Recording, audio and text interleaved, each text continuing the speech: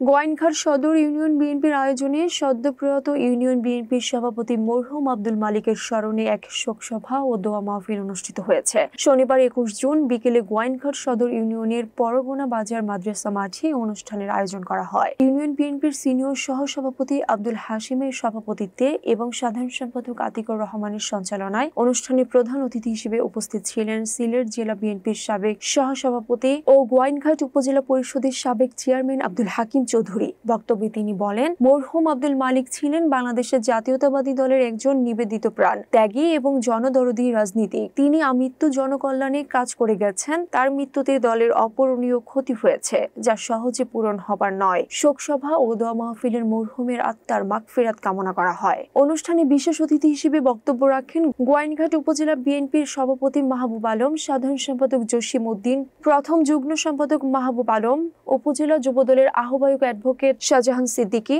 উপজেলা বিএনপির সহ সাংগঠনিক সম্পাদক আজাদুর রহমান আজাদ, ছাত্র বিষয়ক সম্পাদক জাহাঙ্গীর আলম সহ আরো অনেকে।